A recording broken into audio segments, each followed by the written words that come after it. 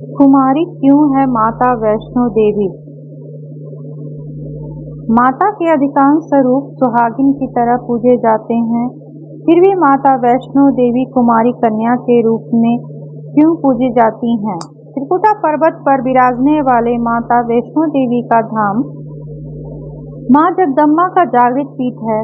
माता वैष्णो देवी के भक्त इस दुनिया भर से आते हैं और माता से मनोकामना पूर्ति का वरदान लेकर जाते हैं।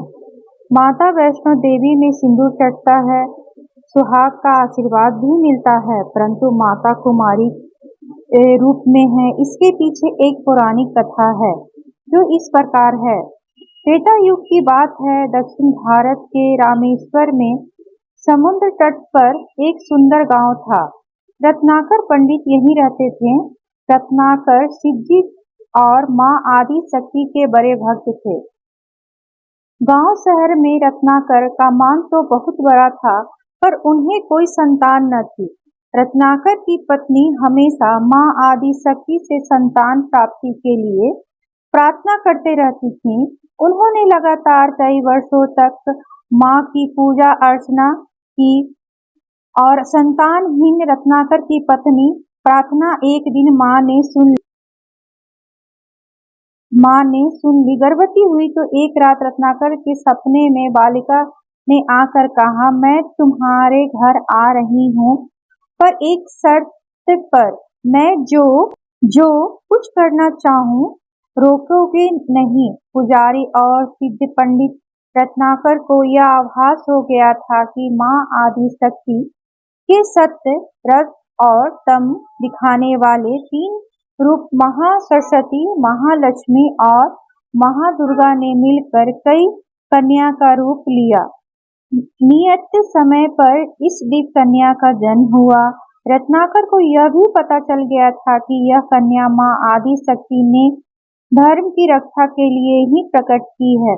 रत्नाकर उसी भाव से कन्या का लालन पालन करने लगे। तीनों महाशक्तियों के मिलन उस स्वरूप को उन्होंने त्रिकुटा नाम दिया।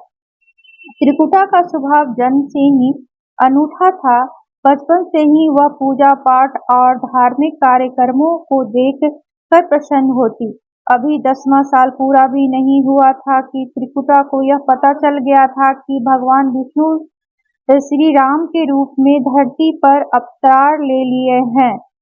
त्रिकुटा को यह व्रत के लिए वह भगवान श्री राम से विवाह करेगी, अन्यथा आजीवन अविवाहिता रहेगी। त्रिकुटा ने अपने पिता से कहा, वह रामेश्वर के तट पर रहकर तपस्या करना चाहती है।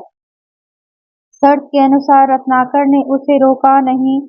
10 वर्ष की उम्र में ही त्रिकुटा समुद्र तट पर एक कुटी बनाकर रहने लगी। वह भगवान श्री राम को पति मानकर उनको पाने के लिए कठोर तप करने लगी। इसी तरह घोर तप करके त्रिकुटा को बहुत बरस बीत गए। सीता हरण के बाद भगवान श्री राम लक्ष्मण के साथ दल बल लेकर सीता की खोज करते हुए रामेश्वर पहुंचे। श्री राम को पुल बांधने तक यहाँ ठहरना था।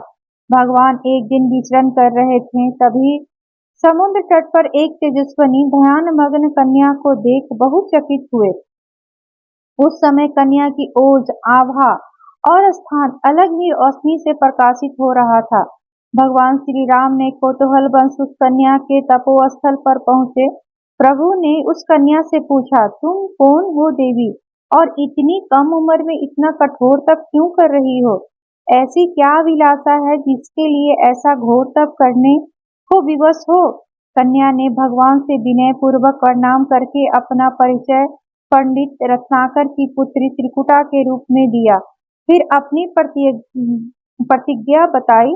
त्रिकुटा जान गई थी कि उनके सामने साक्षात भगवान श्री राम खड़े हैं, इसीलिए उन्होंने निवेदन किया कि आप मुझे पत्नी के रूप में स्वीकार कर ले। इस पर भगवान श्री राम ने कहा, यह संभव नहीं है। एक पत्नी व्रत के संकल्प से बंधा हूँ। अपनी पत्नी की अखंडता को दंड देने के लिए यहाँ तक सेना सहित आया हूँ। त्रिकुटा को यह सुनकर आघात पहुंचा। उन्होंने अपने कठोर तप का वास्ता दिया और भगवान से विवाह करने की पुण्य याचना की। त्रिकुटा ने यह कहा, प्रभु क्या मेरे यह तप व्यर्थ गया? मेरे तप में वह शक्ति नहीं कि आप प्राप्त कर सकूं। मेरा तप अभी कम है, तो मैं इससे और घोर कठोर तप करूंगी। तब तक जारी रखूंगी जब तक मेरी अभिलाषा पूरी नहीं हो जाती। भगवान ने कहा, जब मैं सीता का पता लगाकर लौटूंगा, तब तुम्हारे पास आऊंगा। यदि तुम मुझे पहचान लोगी, तो मैं तुम्हारी इस बात पर सही निर्णय करूंगा। त्रिकुटा को यह इस बात से बड़ी प्रसन्नता हुई कि उनका तप सफल है। भगवान ने उन्हें वरण कर का एक आश्वासन दिया। इस प्रसन्नता के भाव से भरकर त्रिकुटा का उत्साह और भी बढ़ गया। उन्होंने कठिन तप करना आरंभ किया। इस उनके तप का प्रभाव ऐसा था कि कुटी के आसपास पूरा क्षेत्र अलग प्रकाश से प्रकाशित होता था। प्रभु राम लंका से विजय प्राप्त माता सीता लक्ष्मण जी के साथ पुष्पक विमान पर सवार होकर लौट रहे थे, तो उन्होंने त्रिकुटा को दिया अपना वचन भी पूरा करना था। रामेश्वर के तट पर पहुंचते ही भगवान ने विमान रुकवा दिया। सभी कौतूहल में पड़ गए तो प्रभु ने उन्हें पल की प्रतीक्षा करने को कहा। उनके बाद वह अकेले ही चल पड़े। सारी सेना भगवान की आज्ञा के अनुसार वहीं ठहर कर उनकी प्रतीक्षा करने लगी। श्री राम ने एक अत्यंत बूढ़े ब्राह्मण का वेश बनाया और देवी त्रिकुटा के पास पहुंचे।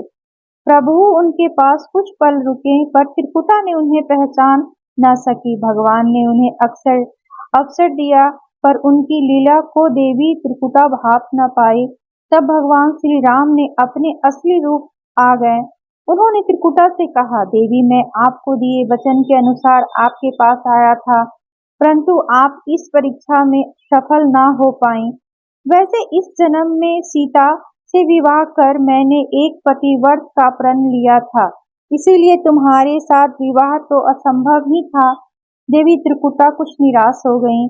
भगवान ने उनकी मन स्थिति समझ ली और मधुर वचन में बोले, आपको निराश होने की आवश्यकता नहीं, आपका संकल्प पक्का है, इसीलिए मैं इसे खाली नहीं जाने दूंगा। इस युग में मैं व्रतधारी होने के कारण विवश हूँ। कलयुग में मैं जब कल्कि के रूप में अवतार लूंगा, तब मैं तुम्हें अपनी पत्नी के रूप में अवश्य स्वीकार करूंगा। तब तक तुम हिमालय स्थित त्रिकुट पर्वत पर जाकर तप करो और मेरे अवतार की प्रतीक्षा करो। भगवान ने उन्हें वरदान देते हुए कहा, तुम भक्तों के कष्ट और दुखों का नाश करते हुए इस संसार का कल्याण करती रहो। विष्णु का अंश होने, उनके कुल में अवतार लेने तथा विष्णु पूजक होने के नाते सारा संसार तुम्हें माता वैष्णो के रूप में पूजेगा। कलयुग में तुम्हारे लिए कुछ भी अदेय नहीं होगा। जो भी भक्त भक्ति भाव से तुम्हारी पूजा अर्चना करेंगे, उन्हें तुम स्वर्ग प्रदान करोगी। भगवान श्री राम का यह वरदान देकर चले गए। त्रिकुटा श्री राम से मिलने के वरदान को अत्यंत प्रसन्न थी। उन्होंने प्रभु के आदेश से संसार का कल्याण का संकल्प लिया। त्रिकुटा उत्तरी भारत के मानिक पर्वत श्रृंखला के तीनों पहाड़ वाले त्रिकुट पर्वत पर तप के लिए आ गईं। वहीं माता वैष्णो देवी के नाम से विराजमान है। श्री हरि का वरदान होने के कारण माता वैष्णो देवी भक्तों की सभी मनोकामनाओं को पूर्ण करती हैं, इसीलिए माता का स्वरूप कुमारी है। वह श्री हरि के कलित अवतार की प्रतीक्षा कर रही हैं। उस अवतार के बाद भगवान उन्हें स्वीकारेंगे नहीं। यह पौराणिक कथा आपको अच्छी लगी तो इस